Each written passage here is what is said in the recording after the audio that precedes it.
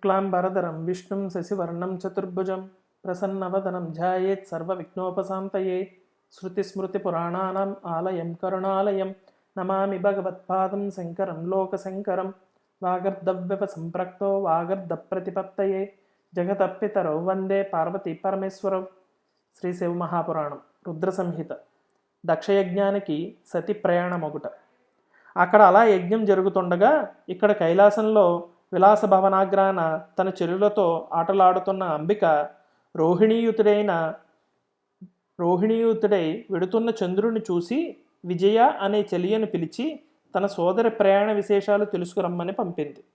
ఆమె వెళ్ళి వచ్చింది. దక్షయజ్ఞం యొక్క వార్త తీసుకుని వచ్చింది. తనని పిలవకుండా తన తండ్రి యజ్ఞం చేయడం ఏమిటా అని ఆశ్చర్యపోయింది సతి. సరాసరి సర్వేశ్వరుని సమీపించి దక్షయజ్ఞం సంగతి చెప్పింది. ఆయన వాళ్ళింట్లో అభం జరిగినా శుభం జరిగినా వెళ్ళి రావడం ధర్మం కనుక మనం కూడా వెడదాం అని అడిగింది. దేవి, నువ్వు చెప్పింది నిజమే, కానీ నీ తండ్రి అయిన దక్షుడు ప్రస్తుతం నన్ను ద్వేషిస్తున్నాడు. అందుచేతనే యజ్ఞానికి ఆహ్వానించలేదు. పిలవని పేరంటానికి వెళ్ళడం ప్రాణగొట్టడమే అవుతుంది. కాబట్టి మనం వెళ్ళకపోవడమే మంచిది అని చెప్పాడు శివుడు. సంగతి తెలిసి చాలా బాధపడింది సకల. ఇదంతా నా తండ్రి అజ్ఞానమే అని అనుకుంటున్నాను.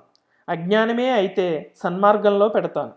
అయినా మీరు లేని యజ్ఞానికి ఆ వెళ్ళిన వాళ్ళు ఎలా వెళ్ళారో, మా నాన్నగారి మనసేమిటో అందరిలోనే తేలుస్తాను అని అమీతుమీ తేల్చుకురావాలని చెప్పింది.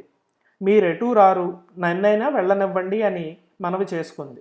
దరహసించాడు దక్షజామాత. దేవేరి వారికి అదే ఆనందమైతే నందివాహనంపై సమస్త రాజోపచారాలతోనూ బయలుదేరవచ్చు అని మాత్రం చెప్పి ధ్యానముద్ర అవలంబించాడు. తక్షణమే బయలుదేరింది ఉమ. శివాయ నమః.